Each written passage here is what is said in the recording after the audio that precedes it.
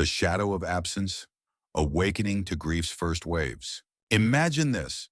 A solitary figure stands at the edge of a vast ocean at dusk, the sun dipping below the horizon, painting the sky in hues of crimson and gold. In their hand, they clutch a weathered seashell, once collected on a sunlit beach with a beloved companion. Now the shell is empty, echoing only the distant roar of the waves. But listen closely. Within that emptiness lies not just loss, but the whisper of renewal. The empty chair at the dinner table, much like that shell, becomes a stark reminder of what was, yet it also extends an invitation to rebuild, to reimagine, to honor what endures beyond the physical form. This is the essence of losing a spouse, the profound, shattering absence that reshapes your world. It's not merely a void, it's a canvas smeared with the colors of memory, pain, and possibility. In this cinematic journey through grief, we embark together, not as strangers, but as fellow travelers on a path that twists through darkness toward dawn. I am your reflective guide, weaving tales of heartache and hope, drawing from the universal human experience of love lost. Our script unfolds around 6 common mistakes many make in the wake of such a loss. Mistakes that, if avoided, can transform your grief into a tribute, honoring your spouse's memory while forging a resilient future. Grief, you see, is not just sorrow. It's a profound transformation. Like a caterpillar dissolving in its chrysalis, the self you knew melts away, only to emerge winged and altered. In the immediate aftermath, the world feels unmoored, colors muted, laughter hollow, time elastic. But this dissolution is purposeful. It strips away illusions, forcing you to confront the core of who you are without your partner. It's a spiritual alchemy, turning leaden pain into golden wisdom. Yet in this vulnerable state, pitfalls abound. We rush to fill the void, or we retreat into shadows, forgetting that grief demands patience, presence, and deliberate steps. Let us begin by illuminating these shadows. The first mistake, isolating yourself in the fortress of solitude, cutting off from the world that once shared your joy. Picture Sarah, a vibrant teacher in her mid-50s, whose husband Tom passed suddenly from a heart attack after 30 years of marriage. Their home, once filled with the aroma of his famous lasagna and the sound of their shared playlists, now echoed with silence. In the weeks following the funeral, Sarah withdrew. Friends called, but she let voicemails pile up. Family offered visits, but she claimed exhaustion. "I need time alone," she'd say, staring at Tom's empty armchair, replaying their last conversation in her mind. Isolation seemed like a sanctuary, a way to preserve the intimacy of their bond untouched by outsiders' pity. But here's the truth. Isolation is a deceptive ally. It masquerades as protection, but erodes your foundation like termites in wood. In our modern world, where social media flaunts curated happiness and remote work amplifies loneliness, this mistake is all too common. After losing a spouse, the brain's grief centers activate, flooding you with cortisol, the stress hormone, that heightens anxiety and deepens depression. Without external anchors, you spiral inward, magnifying regrets. "Why didn't I say I love you more?" Or, "If only we'd traveled like we planned." Sarah found herself neglecting meals, her once tidy home cluttered with unopened mail and half-eaten takeout. Her health declined. Sleepless nights led to foggy days, and the isolation bred a cycle of self-doubt. Psychologically, this withdrawal stems from a fear of vulnerability. Loneliness isn't just emotional. It's a physical ache, akin to hunger or thirst, signaling a need for connection. Studies from grief counselors reveal that widows and widowers who isolate report higher rates of chronic anxiety, with some developing agoraphobia, fearing the outside world as a reminder of their loss. Yet hidden in this mistake is a lesson. Clarity emerges from connection, not seclusion. By avoiding isolation, you honor your spouse's memory through shared stories, their quirks, their laughter, keeping their essence alive in the collective heart. To counter this, embrace small, practical tools. Start with a daily ritual. A morning walk in a park where couples stroll, reminding yourself that life persists. Join a support group, like those offered by organizations such as GriefShare, or online forums on platforms like Reddit's RR Widowers. There, voices echo your pain, offering not pity, but solidarity. Journaling becomes a bridge, pen to paper, pouring out the isolation's weight. Write letters to your spouse, unsent but cathartic, or list 3 gratitudes daily. The sunrise they loved, the child who carries their smile. These steps aren't cures, they're lifelines, pulling you from the abyss. As Sarah tentatively attended her first group meeting, tears flowed, but so did laughter, recalling Tom's terrible dance moves. In that room, she found not replacement, but resonance. Her isolation cracked, revealing inner strength she didn't know she possessed. Grief taught her that honoring Tom meant living vibrantly, not vanishing. Now let us turn to the second mistake, making hasty financial decisions in the fog of grief, risking stability for quick fixes. Envision Mark, a retired engineer, whose wife, Elena, succumbed to cancer after a long battle. Their life savings, meticulously planned for dream travels, now loomed as a daunting responsibility. Overwhelmed, Mark sold their home impulsively, downsizing to a condo far from friends, believing it would erase painful memories. He invested in risky stocks touted by a well-meaning but uninformed acquaintance, chasing the illusion of security. Months later, regret set in. The new place felt sterile, the investments plummeted, and financial stress compounded his emotional turmoil. In today's volatile economy, with inflation biting and markets unpredictable, this mistake strikes at the heart of practicality. Grief impairs cognitive function. The prefrontal cortex, responsible for decision-making, is hijacked by emotional centers. You might overlook life insurance claims, ignore tax implications, or splurge on comforts as a balm for pain. Widows especially face gender-specific challenges. Many report feeling unprepared for finances if their spouse handled them, leading to errors like premature debt payoff or ignoring estate planning. The psychological impact is profound. Anxiety surges as bills mount, fostering a sense of failure. How could I let this happen? Elena trusted me, Mark whispered in therapy sessions. Regret festers, turning grief into self-blame. Yet within this error lies wisdom. Financial prudence honors your shared legacy, ensuring the resources they helped build sustain you. Practical tools abound. First, impose a grief moratorium, a self-imposed waiting period of at least 6 months for major decisions. Consult professionals, a financial advisor versed in bereavement, or free resources from AARP's Widowhood Guides. Create a budget journal, tracking expenses mindfully, perhaps using apps like Mint to visualize stability. Self-care intersects here. Healthy eating and exercise bolster mental clarity for sound choices. Mark, after seeking counsel, reversed some decisions, reclaiming a sense of control. His lesson? Grief's transformation demands patience. Hasty acts dishonor the careful life built together. Transitioning seamlessly, we confront the third mistake. Neglecting your physical health, allowing the body to mirror the soul's decay. Recall Lisa, a graphic designer whose partner Alex died in a car accident. Numb by shock, she abandoned her yoga routine, surviving on coffee and convenience foods.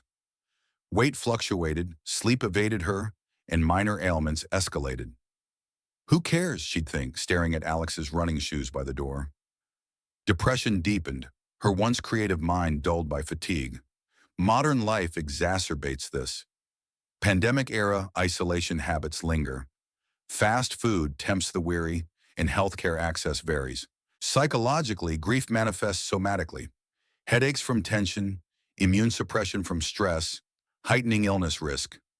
Loneliness correlates with heart disease, a cruel irony for those who've lost their heart's companion. Anxiety peaks in sleepless nights, regrets amplifying. If I'd been healthier, maybe Alex would have too. But here's the revelation. Your body is the vessel carrying your spouse's memory forward. Neglecting it dishonors the love that cherished your well-being. Inner strength blooms from physical resilience. Endorphins from exercise combat depression, nourishing the spirit. Tools for renewal begin with micro-habits. A 10-minute walk daily, evolving into runs that echo shared adventures. Meal prep as meditation. Cooking recipes you both loved, infusing nourishment with nostalgia. Support groups often include wellness components, journaling tracks progress, noting how vitality honors the past. Spiritual practices like mindful breathing connect body and soul, fostering hope. Lisa rediscovered health through a grief yoga class, her body awakening as a testament to survival. In honoring her form, she honored Alex's love. As we delve deeper, the fourth mistake emerges: suppressing emotions or, conversely, drowning in unchecked depression, denying grief's natural flow. Think of David, a businessman whose wife Maria passed from illness. Stoic by nature, he buried his tears diving into work. She'd want me strong, he rationalized.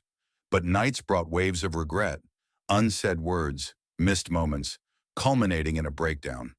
Alternatively, some linger in depression's grip, unable to rise, the world grade.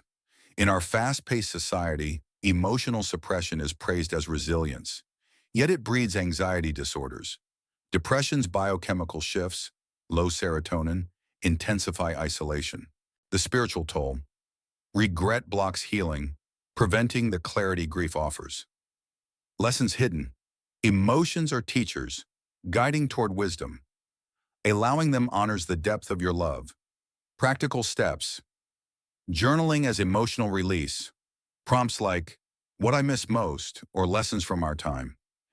Therapy such as CBT for grief reframes thoughts. Support groups provide safe expression.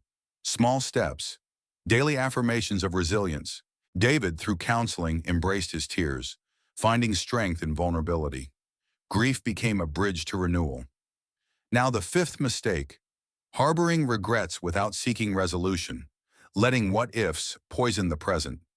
Imagine Rachel, whose husband Ben died unexpectedly. Regrets haunted her, arguments unresolved, dreams deferred. She replayed scenarios, anxiety mounting, social withdrawal following. Psychologically, regrets activate the brain's default mode network, fostering rumination. In modern contexts, social media's highlight reels amplify self-doubt. Yet wisdom arises. Regrets, examined, yield clarity, prioritizing what's truly valuable. Tools: regret journaling, listing, then reframing. What can I learn? Rituals like letter writing or memorial acts release them. Self-care, mindfulness apps for presence. Rachel transformed regrets into actions, volunteering in Ben's name, finding inner peace. Finally, in this part, we approach the sixth mistake: avoiding new social connections or potential relationships, fearing betrayal of memory. Visualize John, widowed young, shunning invitations, convinced loyalty meant eternal solitude. Loneliness deepened, health suffered. The impact: anxiety from unfulfilled needs, regrets over lost opportunities. Lesson: new bonds honor the love learned, expanding the heart. Tools: gradual re-engagement, hobbies, groups, journaling aspirations. Small steps: coffee with friends.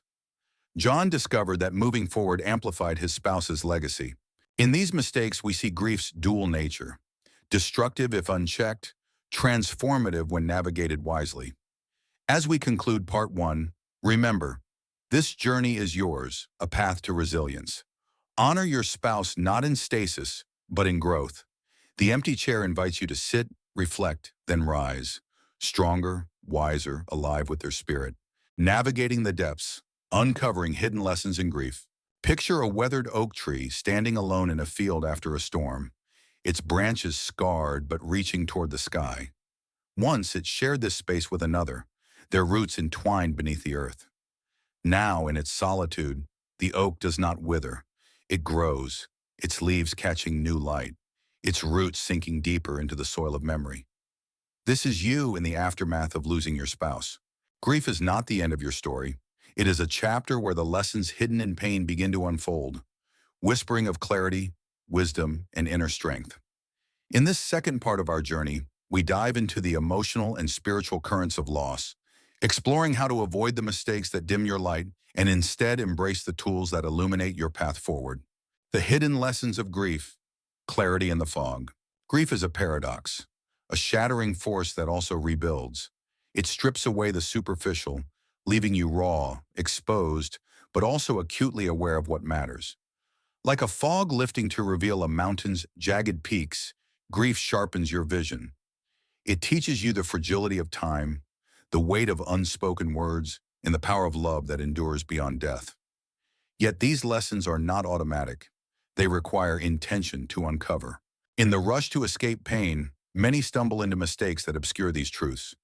Let us revisit the 6 common mistakes from Part 1.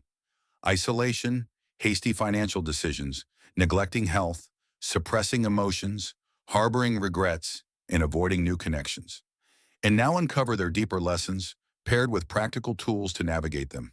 Revisiting Mistake 1, Isolation as a False Refuge. Recall Sarah, who retreated into her home after Tom's death, believing solitude would preserve their bond. In Part 1, we saw how isolation deepened her depression, but now let's explore its hidden lesson. Connection amplifies memory, not diminishes it. When Sarah finally joined a support group, she shared stories of Tom's quirky humor, his insistence on wearing mismatched socks, and found that speaking his name kept him alive in her heart. The clarity here is profound. Your spouse's memory thrives in community, not in a locked vault. The psychological lens. Isolation triggers the brain's stress response, elevating cortisol and reinforcing loneliness as a neural habit. Over time, this can lead to social anxiety, making reconnection feel daunting. Spiritually, isolation denies the universal truth that love is communal. It flows through shared experiences, not solitary confinement. Practical tools for clarity. Structured social steps. Commit to one social interaction weekly, like a coffee date or a phone call with a friend who knew your spouse. These moments, however small, weave a safety net. Memory rituals. Create a shared ritual, like planting a tree in their honor with family, to externalize their legacy. For Sarah, this was a garden bench engraved with Tom's favorite quote, visited by loved ones. Journaling prompts. Write answers to, how did my spouse make others feel? Or what stories do I want to share about them? This reframes isolation as a call to connect. Digital communities. Engage in online forums like Widowed Village, where anonymity eases the first step towards sharing.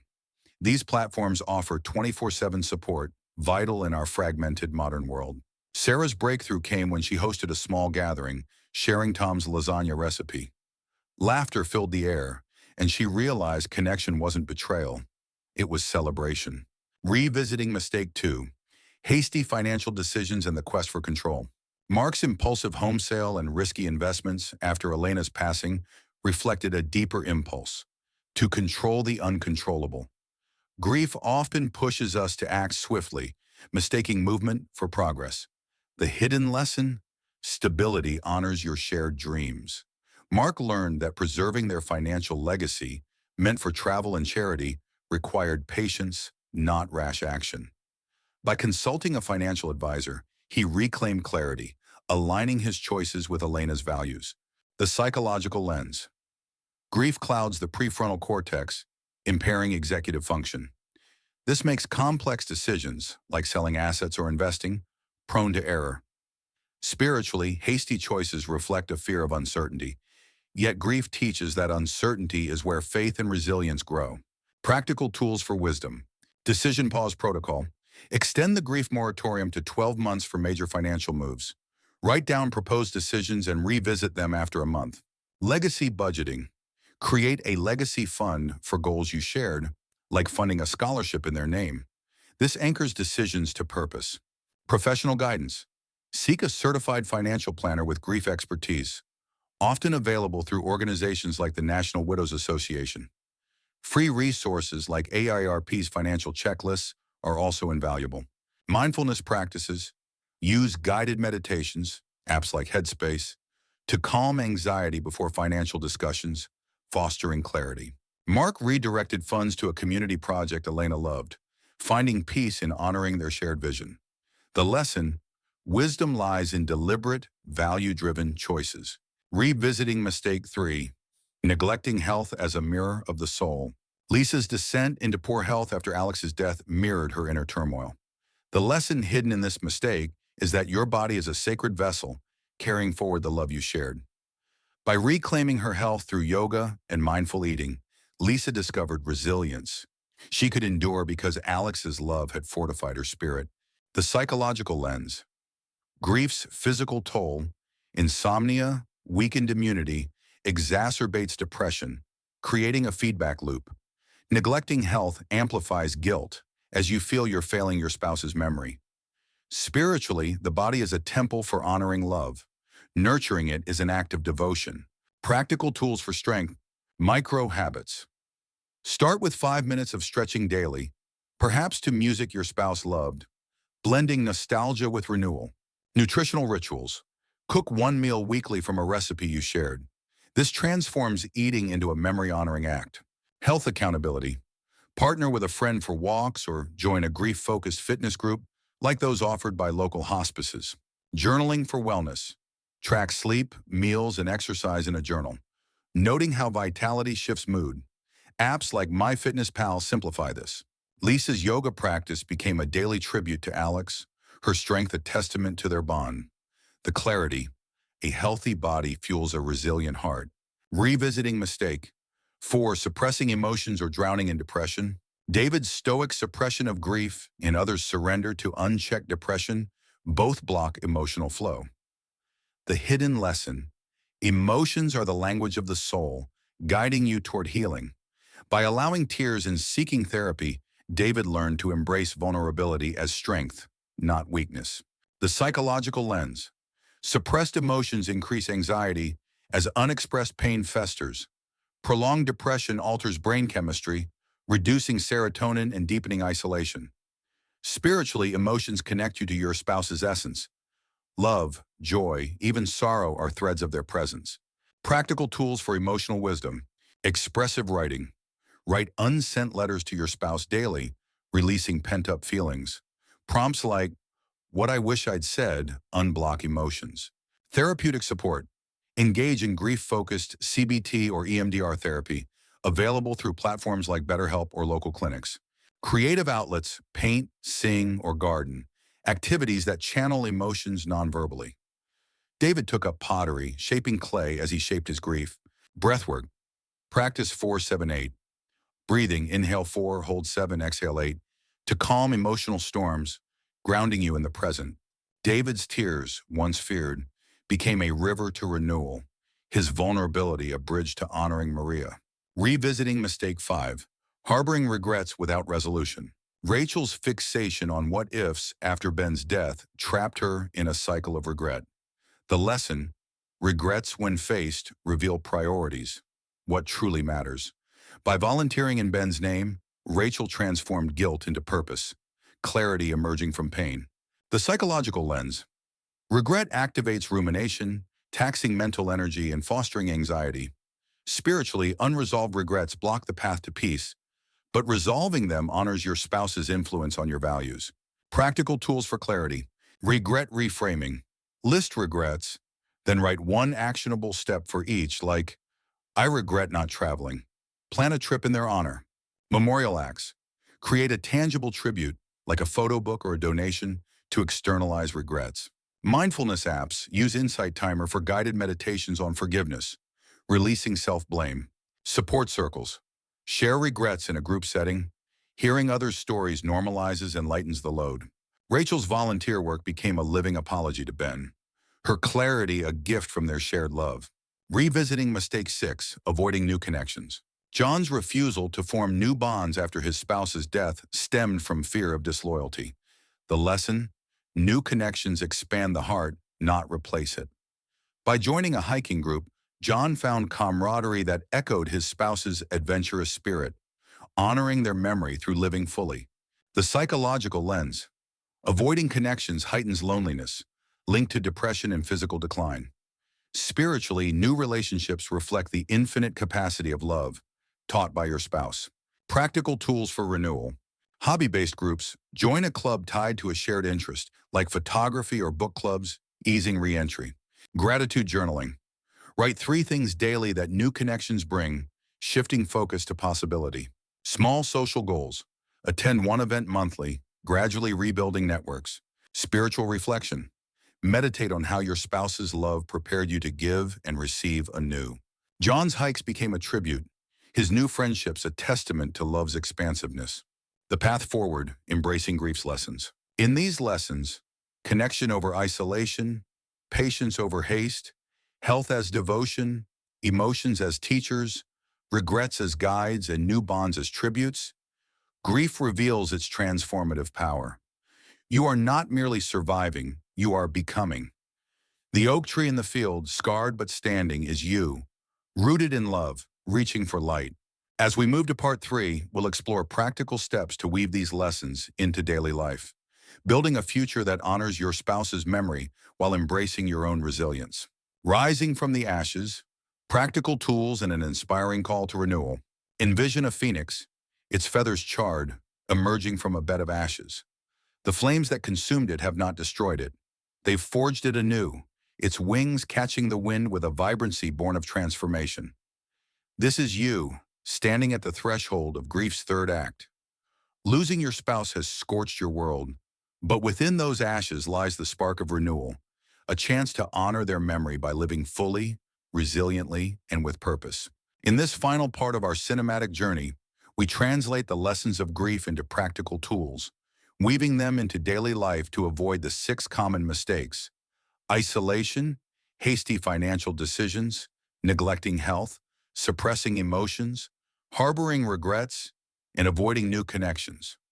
We end with an inspiring call, a vision of grief not as an endpoint, but as a path to honoring love while moving forward.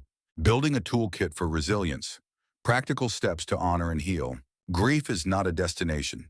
It's a journey of becoming.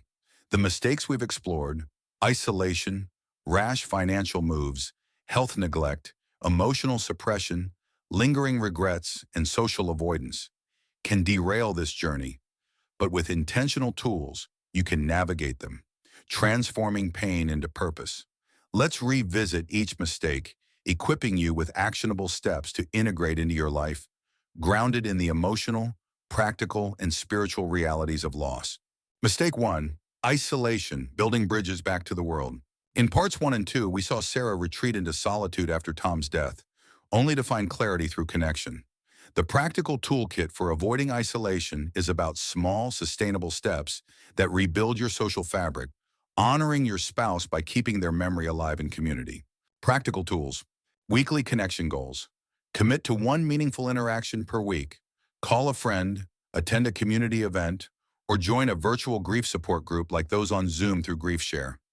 Start with low-pressure settings like a book club to ease re-entry. Memory sharing rituals.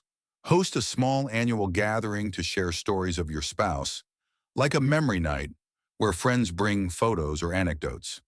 Sarah organized a yearly picnic at Tom's favorite park, blending laughter and tears. Journaling for connection. Write a weekly reflection answering, "Who would my spouse want me to connect with today?" This aligns your actions with their values, easing guilt. Tech-savvy support. Use apps like Meetup to find local groups or platforms like Widowed Village for online camaraderie, especially vital in our digital age where isolation can hide behind screens. Integration into life.